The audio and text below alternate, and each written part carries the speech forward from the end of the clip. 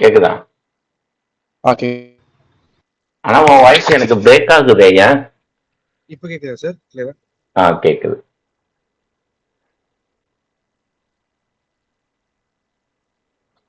சரி, இன்னைக்கு பார்க்க போறது வந்து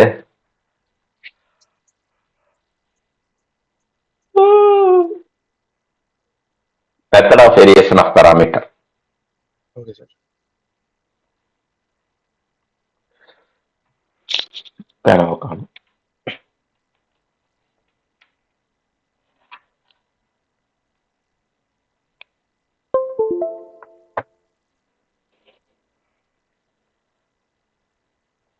இப்போ இதுல பார்த்தனா இந்த பியோட ஃபார்முலா கியூக்கு இங்க ஒரு ஃபார்முலான்னு கொடுத்துருக்காங்கல்ல.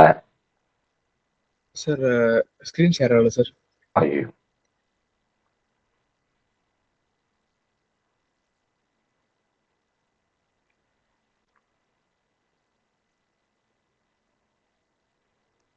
இப்ப தெரியுதா? இப்போ தெரியுது சார். சரி, இப்ப இங்க பாரு. இங்க பியோட பிக்கு ஒரு ஃபார்முலா கியூக்கு ஒரு ஃபார்முலான்னு கொடுத்துருக்காங்க இல்லையா? சோ இந்த ஃபார்முலாவை ஞாபகம் வச்சுக்கணும். சரியா? Yes sir. இந்த ஃபார்முலா இல்லாம சம்மு ஒண்ணும் பண்ண முடியாது. இப்போ மெத்தட் ஆஃப் வேரியேஷன் பேராமீட்டர்னே உனக்கு கொஸ்டின்ல கொடுத்துருவாங்க. ஸோ அதனால ஒன்றும் ப்ராப்ளம் இல்லை. ஸோ ஆனா அவங்க கொடுத்துதான் ஆகணும், வேற ஒன்றும் சொல்றதுக்கு இல்லை. இப்போ இங்க பாரு, இப்போ இங்க இருக்கு உன்னுடைய கொஸ்டின் எடுத்து எழுதி இருக்கிறாங்க. இது 2 தடவை டிஃபரன்ஷியேட் பண்ணதுனால டி ஸ்கொயர்னு எழுதி இருக்கிறாங்க. அடுத்தது என்ன பண்றாங்க அப்படின்னா, உன்னுடைய right hand side left hand side CF கண்டுபிடிக்கிறாங்க. இந்த பிளஸ் ஏ ஸ்கொயர் இந்த பக்கம் போனா மைனஸ் ஏ ஸ்கொயர். சரியா? Okay sir. அடுத்தது இந்த ஸ்கொயர் அந்த பக்கம் போச்சுன்னா root of minus a square. இந்த மைனஸ் ரூட்டை விட்டு வெளியே வந்ததுன்னா ஐன்னு வரணும். ஏ ஸ்கொயர் ரூட்டை விட்டு வெளியே வந்ததுன்னா ஏ. இது ரூட்டை விட்டு வெளியே வந்ததுனால பிளஸ் ஆர் மைனஸ். சரியா? இப்போ இதுக்கு சிஎஃப்க்கு ஈக்குவேஷன் எழுதணும். இதுக்கு சிஎஃப்க்கு என்ன ஈக்குவேஷன் அப்படின்னா, இந்த மாதிரி பிளஸ் ஆர் மைனஸ் வந்துச்சுனாலே நான் உனக்கு போன தடவை ஒரு எப்பயோ இந்த ஃபர்ஸ்ட் டைப் நடத்தும் போது எழுதி காமிச்சிருப்பேன். E power alpha x a cos beta x plus b sin beta X.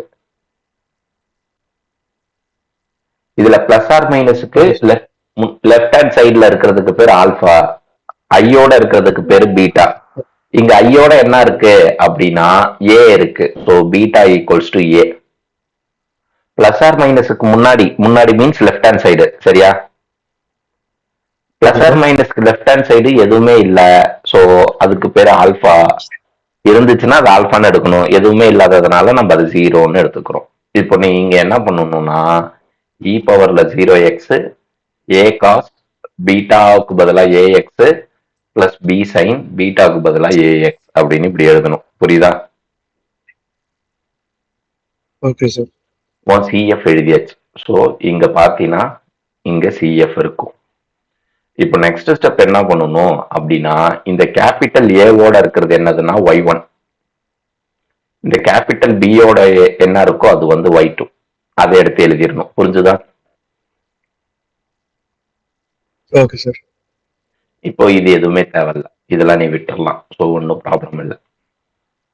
So நீ y1 என்னன்னு எழுதணும், y2 என்னன்னு எழுதணும். அதனால ஞாபகம் வச்சுக்கோ. அடுத்தது உன்னுடைய பி ஃபார்முலா. இதுதான் உனக்கு ஃபர்ஸ்டே அங்க காமிச்சது. பிக்கு ஒரு ஃபார்முலா கியூக்கு ஒரு ஃபார்முலான்னு. சரியா? ஸோ பியோட ஃபார்முலா இது. இப்ப இதுல y2ங்கிறது என்னது அப்படின்னா, அவர் நீ இங்க பி கூட என்ன இருக்குன்னு பாத்தீங்கன்னா சைன் ஏஎக்ஸ் இருக்கா? அதுதான் வந்து y2. அடுத்தது உன் கொஷின்ல எப்பவுமே நீ என்ன பண்ணணும் அப்படின்னா, இங்க எக்ஸோட கோஎஃபிஷியன்ட் என்னது, ஐ மீன் ரைட் ஹேண்ட் சைடு தான் பார்க்கணும். எக்ஸோட கோஎஃபிஷியன்ட் என்னது?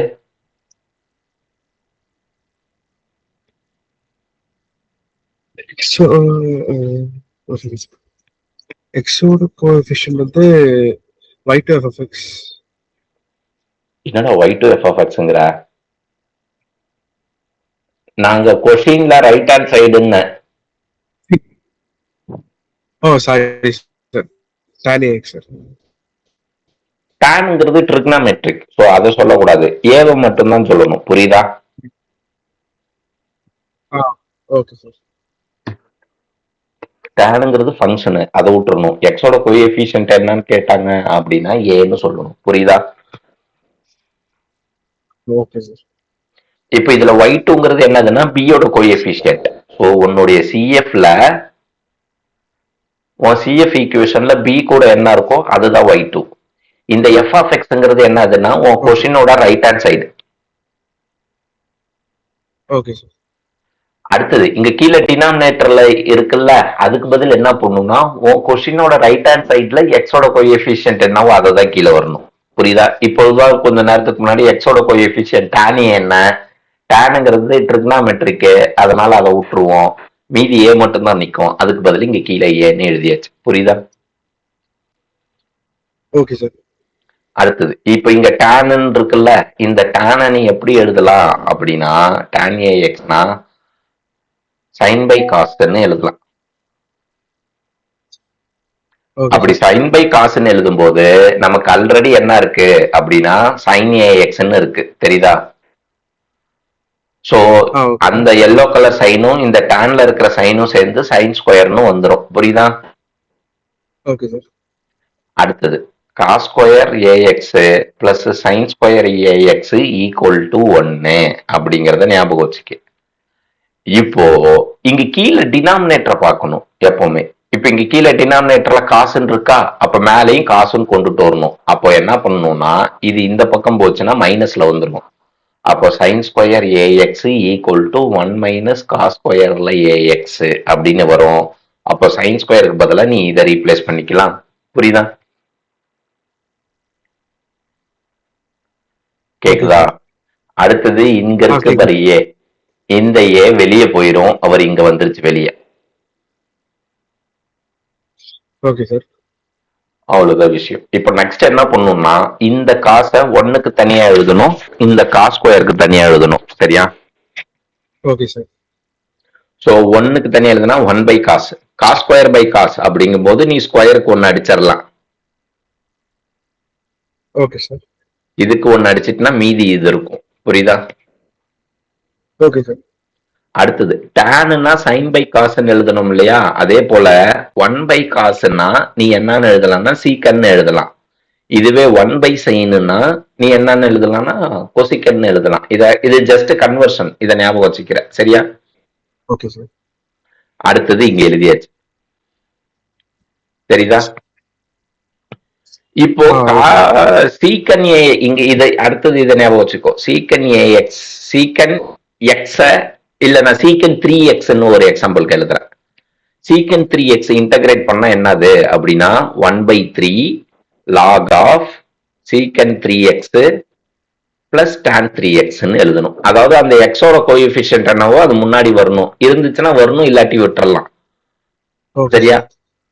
அடுத்தது காசை இன்டகிரேட் பண்ணா sin AX by A அப்படிங்கிறது தான் போடணும். அதை போட்டு. சரியா? Okay sir. இப்ப அடுத்த ஸ்டெப் என்ன பண்ணலாம் அப்படின்னா இதுவும் 1/a இதுவும் 1/a, இது வெளியே காமனா எடுத்துட்டா இங்க கீழே பாரு 1/a ஸ்கொயர்னு எழுதி இருக்கிறாங்களா? Okay sir. ஏன்னா ஆல்ரெடி ஒரு 1/a வெளியே இருக்கு, மறுபடியும் ஒரு 1/a வெளியே எடுத்தோம்னா மைனஸ் 1/a ஸ்கொயர்னு எழுதிக்கலாம். சரியா? ஓகே. ஸோ இதையும் ஞாபகம் வச்சுக்கிறேன். அடுத்தது இங்கு Q, Qக்கு ஃபார்முலா எழுதியாச்சு. மறுபடியும் y1 என்னது அப்படின்னா சிஎஃப்ல ஏவோட கோஎஃபிஷியன்ட் தான் y1.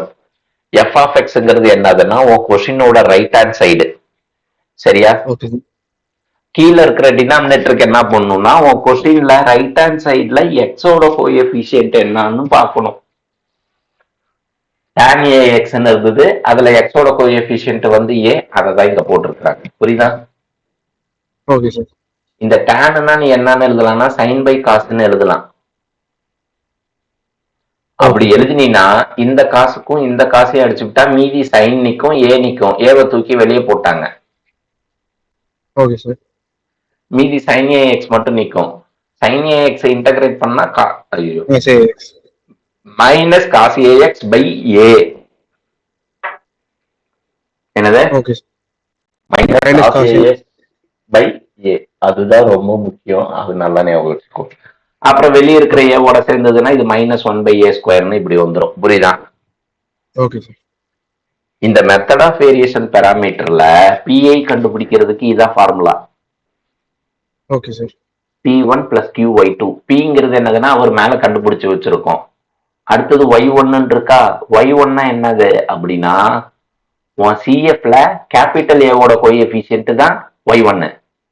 Q மேல கண்டுபிடிச்சு வச்சிருக்கோம். Y2ங்கிறது உன் சிஎஃப்ல கேபிட்டல் பியோட கோஎஃபிஷியன்ட். கேபிட்டல் பி எங்க சார் இருக்கு அப்படின்னா உன் சிஎஃப் ஈக்குவேஷன்ல இங்க இருக்கு பாரு. தெரியுதா? இங்க இருக்கு பாரு. கேபிட்டல் ஏவோட கோஎஃபிஷியன்ட் Y1. அதை தான் நம்ம முதல்ல இங்க எடுத்து எழுதியிருக்கோம். Y1 Y2ன்னு. தெரியுதா? Okay sir. ஸோ அதை கூட ஞாபகம் வச்சுக்கோ. இப்போ நம்ம என்ன பண்ணோம் அப்படின்னா அங்க இருக்கிறத அப்படியே எடுத்துட்டு வந்து இப்படி எழுதி விடுறோம். தட் மீன்ஸ் அதாவது இந்த நான் இங்க பாரு, இங்க ஒரு லைன் போட்டிருக்குல்ல, இது வந்து பி, இது சாரி இது ஃபுல்லா பி, இது வந்து Y1, இது ஃபுல்லா Q, இந்த sin AX மட்டும் Y2. புரியுதா? Okay sir. இப்போ அடுத்த ஸ்டெப் என்ன பண்ணணும்னா இந்த cos AX இதுக்கும் உண்டு, இந்த cos AX இந்த log டேர்முக்கும் உண்டு. அதாவது ஒன்றும் இல்லை, a - b அப்படின்றது வெளியே சின்னு இருக்குன்னா இது உள்ளார விட்டு மல்டிப்ளை பண்ணா எப்படி எழுதுவேன்? AC - BCன்னு எழுதுவேன். கரெக்டா?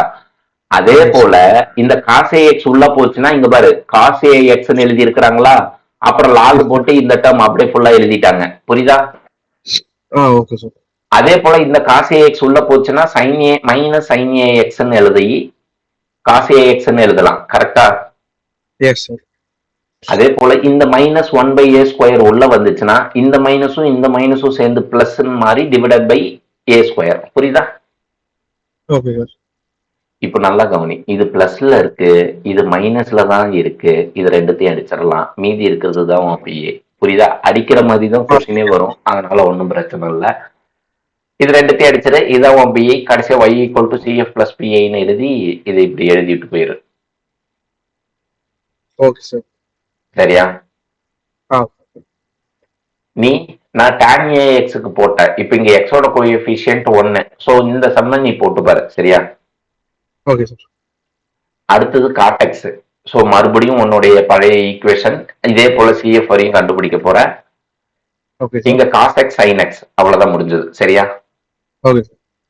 அப்படியே ஸ்ட்ரைட்டா Pக்கு வந்தீங்கன்னா இதுதான் உன்னுடைய P. Y2 என்னன்னு தெரியும். f(x)னா உன் கொஸ்டின். கீழே ஏன் சார் எதுவுமே போடல அப்படின்னா இதுக்கு போன சம்ல என்ன சொன்ன தெரியுமா? உன் கொஸ்டின்ல ரைட் ஹேண்ட் சைட்ல எக்ஸோட கோஎஃபிஷியன்ட் என்னவோ அதுதான். புரியுதா? Yes sir. இதுல வந்து 1 கோஎஃபிஷியன்ட்ஸ் அதனால போடல. முடிஞ்சது. புரியுதா? Yes sir. இந்த காட்னா என்னன்னு எழுதலாம் அப்படின்னா cos/sin எழுதலாம். Yes sir. இந்த சைனும் அந்த சைனும் அடிச்சுட்டீங்கன்னா மீதி காஸ் மட்டும் நிற்கும். காசை இன்டகிரேட் பண்ணா சைன்னு எழுதிக்கலாம். எழுதி விட்டாங்க. அடுத்தது மறுபடியும் கியூக்கு ஃபார்முலா y1 f(x) என்ன எப்படி எழுதணும்னு தெரியும். எழுதிரு. காட்டுனா cos/sin போது ரெண்டு காசு சேர்ந்து cos² ஆயிடுச்சு. டினாமினேட்டர் சைன் இருக்கிறதுனால cos² 1 - sin² எழுதி இருக்கிறாங்க. தெரியுதா? Yes sir. அடுத்தது இந்த சைனை 1க்கு தனியா sin² தனியா பிரிச்சதுன்னா இந்த ஸ்டெப் இது வந்துடும். 1/sin கொசிக்கன்னு எழுதலாம்னு போன சம்லே காமிச்சேன். சரியா? இங்க இன்டகிரேட் பண்ணா என்ன எழுதணும்னா log of cosecant x plus cot x. போன தடவை என்ன எழுதி இருந்தோம் அப்படின்னா log of secant plus tan எழுதணும். ஸோ நீ கன்ஃபியூஸே பண்ணிக்க தேவையில்ல, ரெண்டுமே சீன்னு வந்துடணும். அவ்வளவுதான் முடிஞ்சது. புரியுதா? ஆனா போன தடவை பிளஸ்ல எழுதி இருந்தோம், இந்த தடவை மைனஸ்ல எழுதுறோம். அவ்வளவுதான் விஷயம். அவ்வளவுதான் முடிஞ்சது. So Q கண்டுபிடிச்சிருப்ப. அப்புறம் PA = இது எழுதணும்.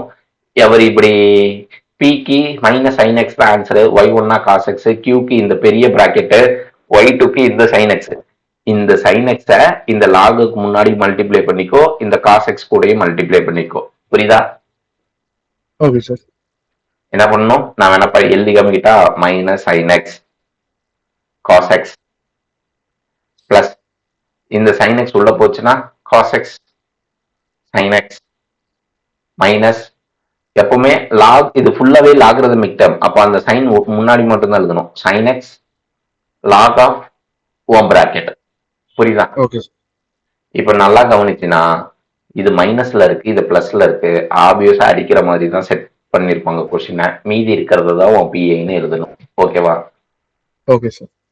அப்புறம் y equal to CF plus b a. இப்ப இந்த சம்ல காட்டு 2x கொடுத்துருக்காங்க, நீ பார்த்து எழுதிக்க. சரியா? Okay sir. ஸோ நம்ம என்ன பார்த்துருக்கோம்? டேனு பார்த்துருக்கோம். அடுத்தது காட்டு பார்த்துருக்கோம். சாரி, சீக்கனா எஸ் சார். காட்டு காட்டு காட்டு பார்த்துருக்கோம். இப்போ நம்ம நெக்ஸ்ட் பார்க்க போறது சீக்கன். இது பழைய சம் மாதிரி தான். அங்க tan ax பதிலா இங்க சீக்கன் ax. சரியா? Okay sir. tan ax பதிலா சீக்கன் ax. மற்றபடி எவ்ரி திங் இஸ் சேம். நல்லா கவனி, இங்க சீக்கன் இருக்கா? Okay sir.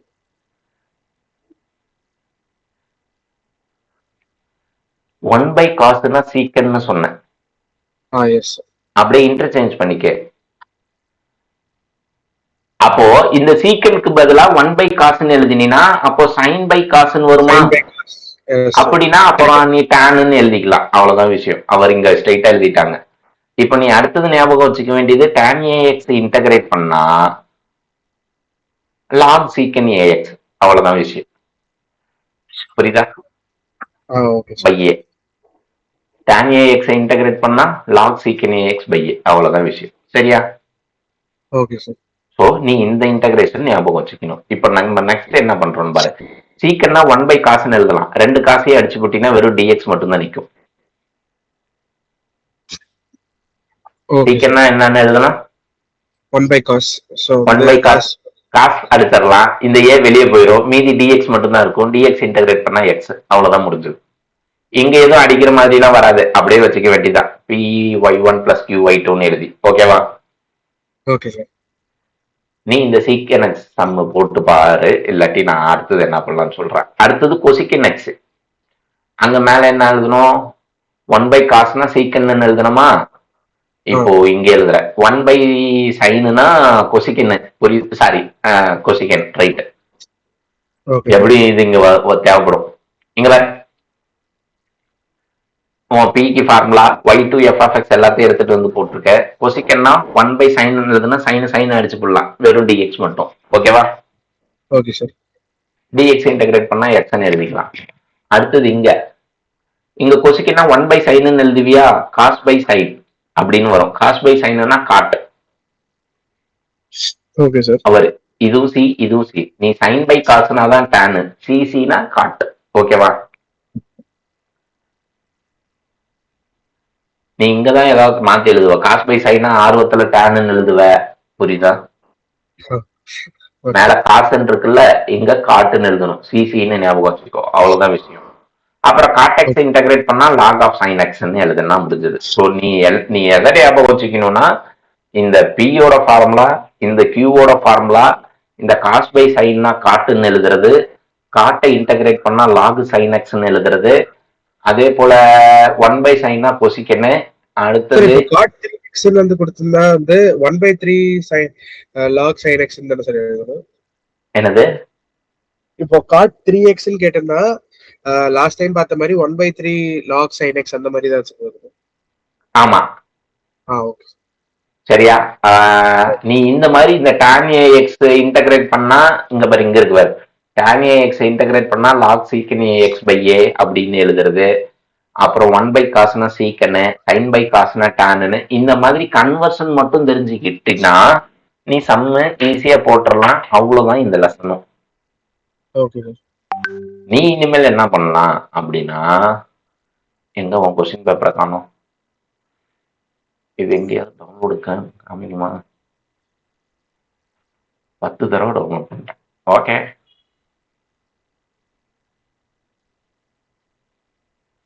நீ இருக்கிற எல்லா கொஸ்டின் பேப்பரையும் ஓபன் பண்ணு. சரியா? Okay sir. ஓபன் பண்ணி இது 1, இது எத்தனாவது? 31277. எல்லா கொஸ்டின் பேப்பரையும் ஓபன் பண்ணு. இருக்கிற எல்லா கொஸ்டின் பேப்பர்லயும் method of variation of parameter இருக்கு. சரியா? Okay sir. 4 கொஸ்டின் பேப்பர் அனுப்பியிருக்கியா? 4 ஆல்ரெடி ஒரு 2 சம்மு சொல்லியிருக்கேன். இப்போ இது ஒரு 4 சம்மு. 4 கொஸ்டின் பேப்பர்ல இருக்கிற 4 மெத்தட் ஆஃப் வேரியேஷன் ஆஃப் பேராமீட்டரும், அது போக முன்னாடி சொன்ன 2 சம்மும், மொத்தம் எத்தனை ஆச்சு? 6 சம் ஆச்சு. 6 சம்மையும் போட்டு மொத்தமா அனுப்பிவிடு. Okay sir. சரி.